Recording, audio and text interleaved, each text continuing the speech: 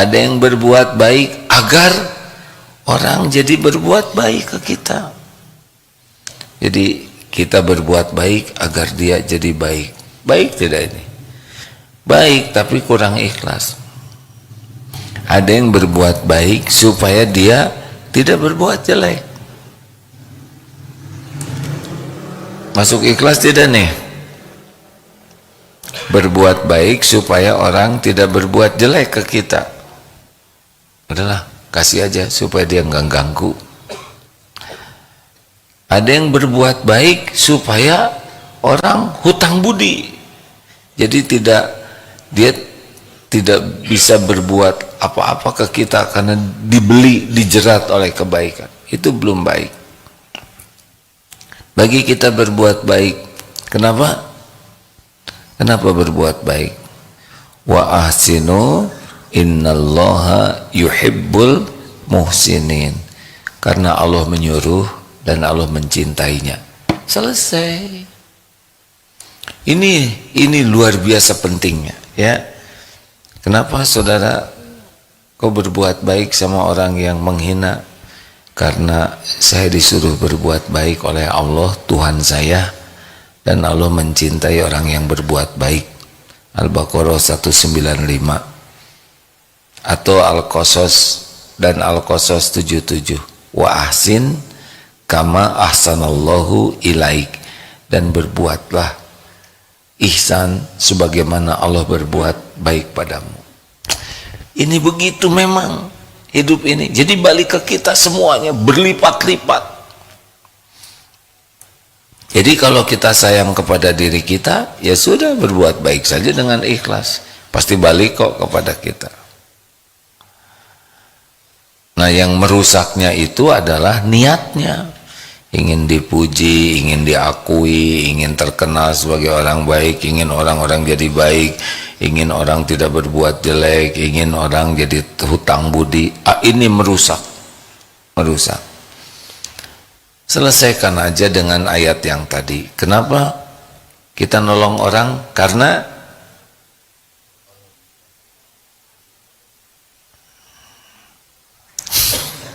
apa?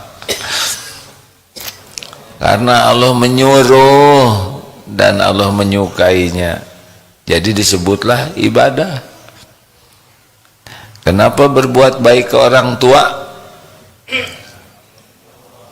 Karena diperintahkan Allah dan Allah menyukainya. Selesai di sana. Jadi berbuat baik ke orang tua bukan karena orang tua berbuat baik ke kita, bukan. Kalau begitu nanti orang tua yang kurang baik jadi nggak dibaikin dong, kan? Ya kan? Benar orang tua melahirkan itu ibu ya, karena bapak enggak. Kalau berbuat baik karena kebaikan orang tua kurang bagus, walaupun itu masih wilayah syukur ya. Kita berbuat baik karena Allah nyuruh. Coba kalau berbuat baik ke orang tua karena orang tuanya berbuat baik, gimana ada orang tua yang belum bisa berbuat baik banyak ke anaknya? Apakah kita harus tidak berbuat baik? Tidak, tetap berbuat baik. Kenapa? Karena Allah memerintahkan dan Allah menyukai. Di kantor jujur. Kenapa saudara jadi karyawan, jadi pedagang kok jujur? Jawabannya apa? Karena Allah nyuruh jujur dan Allah menyukai orang jujur. Perkara dagangan laku atau tidak, perkara karirnya melejit atau tidak, perkara orang tahu atau tidak, itu mah bukan urusan kita. Urusan kita jujur karena Allah menyuruh dan jujur karena Allah mencintai orang jujur. Selesai. Duh, enaknya. Mak-mak berbuat baik ke suami supaya apa? Supaya suami saya tidak berpaling ke lain hati, nggak ikhlas. Supaya suami saya kesengsrem, enggak. Kenapa berbuat baik? Karena disuruh Allah dan Allah menyukainya. Lebih sederhana bukan? sederhana tapi dahsyat efeknya, tenang, nikmat. Kenapa? Karena Allah suka. Nah, yang membuat rusaknya kebaikan kita karena kita ngarap-ngarap dari makhluk. Ini dilatih terus nih, karena nafsu kita maunya kita tuh diakui. Makanya ketika makanya kenapa sering memposting kebaikan, karena ingin diakui. Ada yang memposting kebaikan supaya memotivasi orang. Ini kalau mendengar kata-kata ini harus bijak ya. Pas lihat, wah dia ria, dia nggak boleh. Kita kalau ke saudara kita berbaik sangka. Ini ikhlas, ini memotivasi. Tapi bagi diri kita sendiri mau apa? Tanya terus, periksa terus hati kita. Terus tanya, kenapa kamu melakukan ini? Kenapa kamu berbuat ini? Untuk apa? Untuk siapa? Yang dibelokkan itu hati, bukan amalnya. Jangan ketika mau sedekah, aduh saya ria nih, nggak jadi. Bukan begitu. Ketika mau tahajud tiba-tiba ada yang lihat, wah kamu lihat, berarti saya nggak ikhlas, mending tidur, ngaco ya. Lagi saum, kamu saum ya, ketahuan, mending batal, ini ngaco. Bukan begitu. Yang dibelokkan itu adalah hatinya. Dan ini setiap saat, karena setiap saat kita bergerak, setiap saat kita berbuat. Jadi terus kayak ngirim paket terus-terusan, kayak ngirim paket terus-terusan, pasti tidak pernah lelah untuk menulis alamatnya, iya kan? Halo? Coba ini petugas bagian teleponin, apa yang dilakukan? Langsung mijit telepon atau memastikan tujuannya benar? Nggak mungkin kita halo, nggak mungkin. Nggak mungkin ngirim paket terus-terusan tapi tidak pernah serius ke alamatnya. Sama dalam bicara, menulis, berbuat. Tanya, apa niat saya? Apa niatnya? Pastikan ini untuk Allah. Dan Allah tahu. Allah tahu persis apa yang ada di hati kita, di pikiran kita. Wa huwa alimum bidatis sudur. Dan dia mengetahui apa yang ada di dalam dada ini. Mau nyoba? Kita jarang itu. Kita jarang nanya niat dulu. Kayak berpakaian, ini apa sih saya niat berpakaian ini? Saya pakai ini, niatnya apa sih? Saya beli ini, apa niat saya nih? Saya melakukan itu, apa niatnya? Saya posting ini, apa niatnya? Selalu tanya niat, karena innamal a'malu binniyat. Niat itu alamat. Coba ini serius, karena banyak yang sibuk berbuat tapi tidak sibuk menanyakan niat di hatinya. Tanya aja, niat saya apa nih? Niat saya apa nih? 2. Jadi kalau berbuat baik tidak cukup berbuat baik, tapi harus niatnya dulu harus baik. Kalau berbuat baik salah niat tidak sampai. Walaupun hafal Quran, walaupun jihad fisabilillah sampai meninggal di medan perang nggak nyampe. Walaupun belajar agama dan dakwah siang dan malam tidak sampai. Kalau niatnya hanya cari kedudukan di hati makhluk, ingin diakui, ingin dihormati, ingin disebut dermawan, maka mana yang lebih berat? Niat, menjaga, meluruskan niat atau beramal? Yang mana yang berat ini kan? Meluruskan dan menjaga niat atau yang beramal yang lebih berat? Nah, nafsu itu sukanya kita dipuji orang. Banyak yang berbuat kebaikan, banyak juga ya enggak? Ini kan ada dulu waktu datang ke calonnya bawa bunga, ya kan? Padahal bunga itu metik dari kebun orang.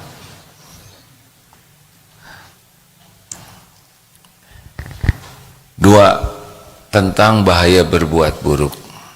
Nih, ini mah perumpamaan ini ya. duduk di sini, masukkan batu. Tolong diperhatikan, ini perumpamaan sudah sering dikemukakan. Ini batu di depan, di depannya ada kue, makanan kesukaan lah ya, healthy food, bebas gula, bebas kolesterol, tapi enak luar biasa dan gratis, makanan kesukaan. Nah di sebelah sini, di sini ada yang kita sukai, di sebelahnya ada ular. Dua-duanya tidak kelihatan. Informasi mana yang terpenting? Tentang makanan kesukaan, tentang ular yang membahayakan? Jawab. Jadi informasi terpenting bagi kita tuh yang mana sih? Yang informasi untuk yang paling menyenangkan kita atau yang membahayakan kita? Jawab hadirin. Teori gitu. Aslinya kita lebih menyukai yang menyenangkan nafsu kita. Tapi kalau lagi sehat kayak gitu tuh akal kita teh, lagi normal, ya iyalah, mau ngapain kita dapat informasi makanan tapi kita dimakan ular, dipatuk ular. Lebih penting sekarang informasi tentang yang bahaya.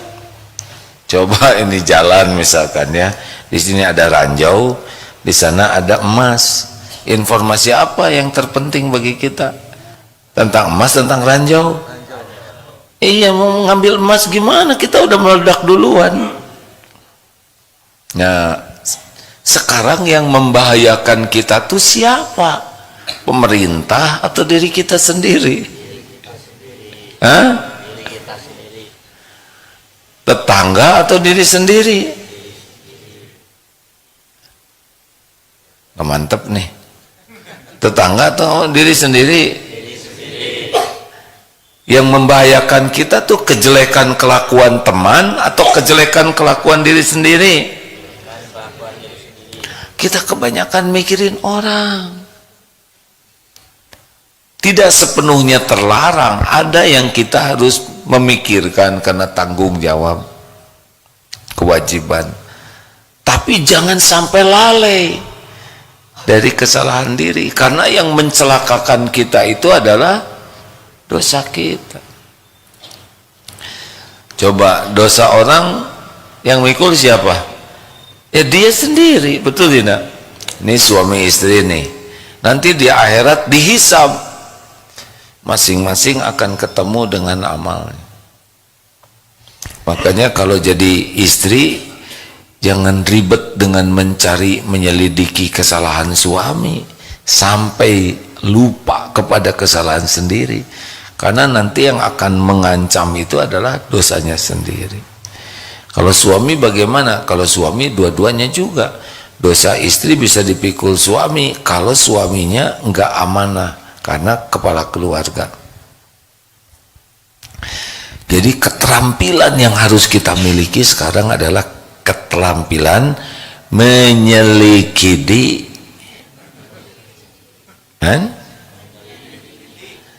atau nggak apa-apalah tukar tempat sekali-kali. Keterampilan jadi susah begini apa? Menyelidiki. Ya, bedanya tadi apa? Menyelidiki jadi geli ya. Salah satu keterampilan yang harus kita miliki adalah keterampilan menyelidiki. Astagfirullah. Jadi senyum, jadi seger bangun. Dikasih ilmu yang manfaat tidur, dikasih omongan sia-sia bangun. Araraneh pisan. Iya kan? Dari tadi ngomongnya lurus-lurus aja gini. Giliran nyelikidi bangun. Dunia teh araraneh. Astagfirullahaladzim. Saya ngomong apa tadi? Jadi astagfirullahaladzim, kita harus punya keberanian dan keterampilan menyelidiki terus yang mengancam kita. Siapa? Dosa dan kekurangan kita. Jadi caranya bagaimana? Pokoknya apapun yang bikin hati tidak enak, apapun musibah, bentuk apapun yang menimpa, segera saja bagi kita ini amalkan, ini pasti diundang oleh dosa saya. Jadi sekarang kita kalau ada yang nggak enak, ini dosa saya nih. Nah, ya dalilnya udah sering dibahas lah ya. Al-Isra ayat berapa? Asyura ayat 30 dan An-Nisa 79. Wa ma asobaka min sayyi'atin famin nafsik. Pokoknya apapun ini diundang oleh dosa saya. Nabi kan tidak punya dosa, tapi kok banyak juga ujiannya. Itu beda kapling, itu menambah mengangkat derajat. Ini bagi kita untuk tawadu kan nggak bisa. Ih, ada masalah, oh ngangkatnya derajat. Bukan, ini dosa hadirin. Jadi mulai sekarang terus luangkan waktu. 5 cara, masih ingat 5 cara jadi kidi semua, menyelidiki ya. 5 cara. 1, selalu luangkan waktu untuk tafakur. Ini udah pernah disampaikan. Jadi tiap habis tahajud tuh, ya Allah, saya ini pemarah bukan, saya pelit tidak. Tulis, saya mata tidak terjaga, kebanyakan ngomong sia-sia, guraunya gurau yang tidak manfaat. Saya riak, suka pamer. Apa sih niat? Oh, saya ini ngaco, ngomongnya suka berlebihan, pakai bohong. Saya suka nyakitin orang. Terus diurut dari mulai mikir, mata, telinga, mulut. Periksa, kalau berani menulis tentang diri, ini keren banget, ini keren banget. Kalau orang sudah berhasil jujur melihat dirinya sendiri, apa coba yang terjadi? Tidak menikmati pujian karena nggak ada yang cocok, dan tidak terluka oleh cacian. Nih, makin tahu kebusukan diri kita, kita jadi tahu pujian orang tuh nggak ada yang cocok. Jadi nggak cocok lah. Dan dihina, cetek lah dibanding kehinaan yang asli. Betul? Makanya orang-orang yang paling rajin menyelidiki hatinya sendiri, itu mah anteng hidupnya, nggak mudah luka. 2, bagaimana tekniknya? Miliki cermin diri. Mulai, kalau yang udah nikah, ya udah itu pasangannya itu dijadikan cermin. Karena tahu modalnya lebih banyak, betul? Ayo bicara apa adanya. 1, ngajinya belum bagus. 2, mudah tersinggung. 3, ketek bau. Tidak usah bela diri, ini bukan bau, ini senjata rahasia, ketek. Jadi kalau terjadi perkelahian tinggal dicolek. Terus saya bela diri. Papua ini mudah tersinggung. Ini saya bukan mudah tersinggung, saya itu tipe Umar bin Khattab. Waduh. Kalau orang diberikan masukan sibuk bela diri, itu ciri khas, nggak akan berubah. Nggak penting kita sibuk bikin alasan, yang penting kita jadi baik. Benar? Ayo nikmati. Kan ada tuh keripik pedas level 10 atau apa tuh, yang kalau pas dimakan tuh bzzz, begitu matang. Kritik pedas aja dinikmati, keripik pedas maksudnya. Tadi saya ngomong apa sih? Astagfirullah. Atulah, beda sehuruf aja menjadi masalah. Antara kritik dengan keripik tuh mirip, walaupun pedas bisa dinikmati kalau goalnya adalah perubahan diri. Udah nggak usah banyak alasan, kalau dikasih masukan tuh syukuri sebagai terkabulnya doa. Nggak usah sibuk bela diri. Ya terima kasih, ya terima kasih, alhamdulillah. Dan terima kasihnya tuh yang asli ya. Jangan terima kasih untuk menghentikan. Gini saya punya maksud, ya terima kasih, terima kasih. Nah itu ngerem itu hadirin. Ayo, manusia yang bekal bahagia itu, yang bekal sukses itu adalah yang paling berani melihat kekurangan kesalahan diri. 3 apa? 3, datangi yang ahli. Oh maaf ya, kalau dikoreksi jangan ngebalas ngoreksi lagi kalau dia tidak mau. Jadi pas dikoreksi, lihat dulu dong, kamu aja nggak beres. Nggak boleh. Nikmati sebagai karunia Allah. Yang ketiga adalah harus senang bertemu dengan yang lebih ahli dari kita. Seperti kita sakit ketemu dokter, ketemu yang lebih ahli, itu akan menunjukkan. Lah ketemu dokter yang sudah ahli udah ketahuan ini. Ini penyakitnya ada nih. Penyakit apa? Ini penyakit dompetnya kosong. Tahu dari mana? Ya menganga terus ya. Hadirin, apa kabar? Nah, itu udah ketahuan oleh dokter tuh, sariawan ya. Jadi kalau ketemu dengan orang-orang yang akhlaknya lebih baik, ilmunya lebih tinggi, ibadahnya lebih banyak dan ikhlas, kita ketemu beliau itu langsung kita bisa mendapat manfaat karena bisa menunjukkan kekurangan kita. Bisa dengan nasihat langsung atau dengan melihat aja kita jadi tahu level kita, benar? 4, manfaatkan orang yang tidak suka kepada kita, karena orang-orang yang tidak suka kepada kita tuh bagian dari karunia Allah. Mereka itu meluangkan waktu, tenaga secara cuma-cuma untuk menyelidiki kita, betul? Kita udah tidur, mereka masih bangun memikirkan kita. Ini kan pengabdian luar biasa tanpa pamrih loh. Udah gitu mereka menyebarkan kekurangan kita agar kita tahu. Keren banget ya. Harusnya dikirim bolu yang seperti ini, kirim ubi cilembu ya sebagai penghargaan atas jasanya. Jangan sakit hati. Orang ngejelek-jelekin kita gak ada bahayanya. Yang jelek, yang bahaya itu kita jelek kelakuannya atau kita yang menjelek-jelekin orang. Tenang hadirin, tenang. Nabi Muhammad SAW sempurna, tetap ada yang ngejelek-jelekin. Masa kita yang jelek betulan, nggak ada yang ngejelek-jelekin yang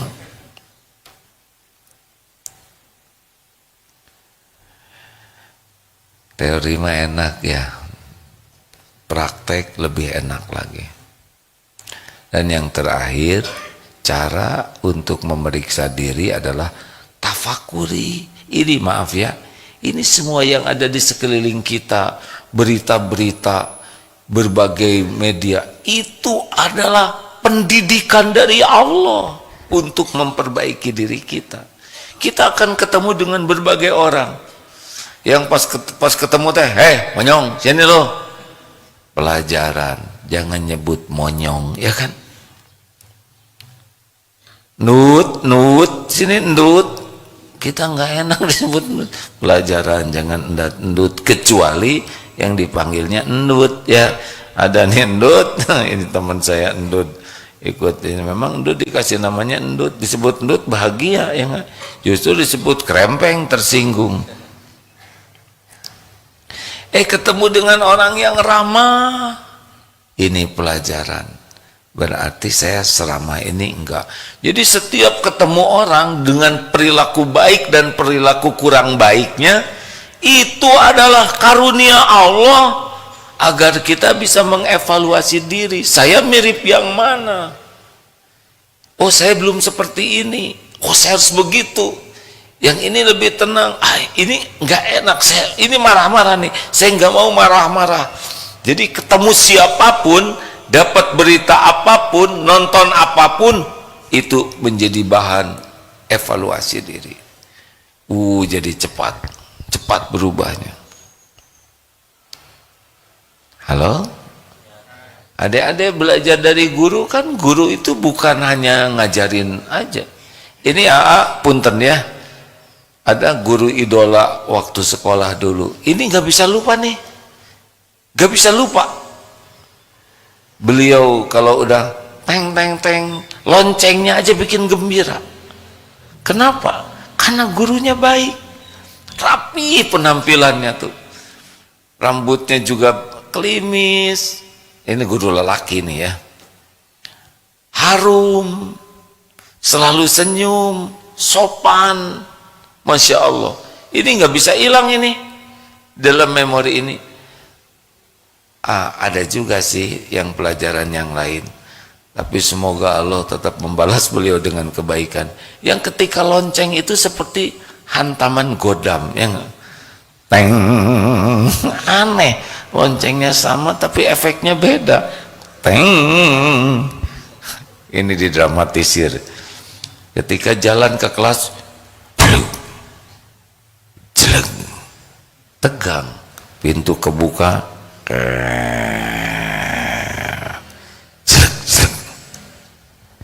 keluarkan kertas selembar. Oh, diajak dengerin Quran, tidur. Diajak denger yang mengaum, bangun. Aneh.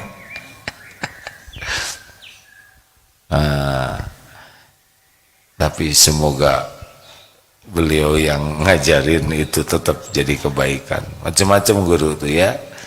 Jadi bukan hanya pelajaran ilmunya, tapi pelajaran akhlaknya, perilakunya. Dan kita tidak usah menilai jelek kepada beliau. Yang penting jadi jalan kita bisa berubah. Jangan dibicarakan kejelekan beliau, tapi jadi cermin agar kita tidak melakukan hal yang sama. Persis ini teman-teman, lihat yang lagi ceramah ini. Ada mungkin kebaikannya, tapi banyak teman-teman lihat kekurangan saya. Itu jadi pelajaran.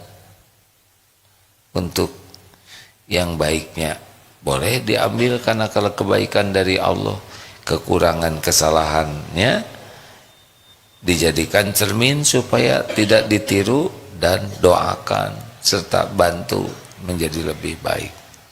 Teng, begitu. Ada pertanyaan? Oh, kalau makin tenang, kita ini harus tenang, tenang. Semuanya jernih, mulai les.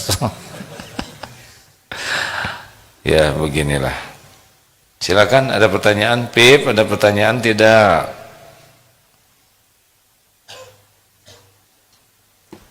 Mau bertanya? Boleh pakai mikrofon, ya.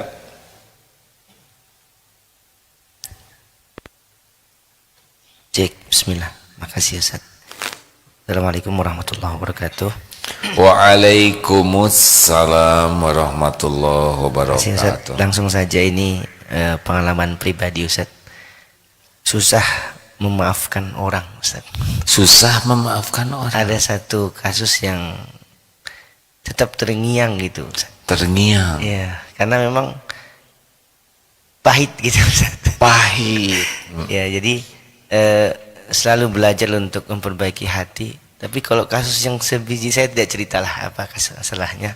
Jadi pahit. Iya, selalu susah gitu Ustaz. Mungkin. Jadi apa untungnya sakit hati kan? Iya. Ya, tapi itulah yang tanya dulu saya, apa untungnya sakit hati? Kan?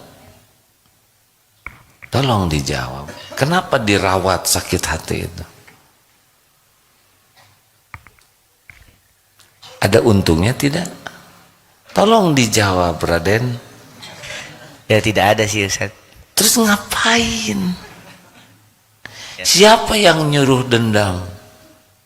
Ada perintahnya dari Allah enggak? Terus mau ngapain?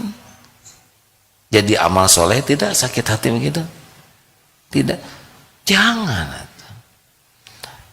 Orang takwa itu wal afina 'anin nas, memaafkan. Sebetulnya kita tidak rugi kalau orang berbuat nipu dan jelek. Enggak ada, pasti hitungan rugi itu duniawi aja. Kalau kita ada yang menyakiti, kata-katanya tidak enak, kita harus syukur, bukan kita yang jadi dia.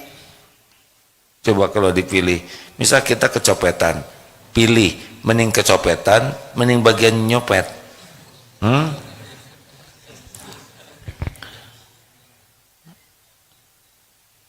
Kita bersyukur bukan kita yang berbuat zolim. Yang kedua, itu sakitnya itu pasti ada dosa kita tuh. Sangat boleh jadi kita pernah zolim ke orang, sehingga itu diundang oleh dosa kita. Dan itu jadi penggugur dosa kita. Masa kita sakit hati? Harusnya kita bersyukur dong. Beliau sudah jadi penggugur dosa. Benar? Kayaknya nggak rela nih. Gimana mau tetap sakit hati? Ya udah, nggak saya terusin ah. Dilaminating gimana? Jangan gitu, pas saya jadi nggak enak Pak. Jadi saya nggak enak.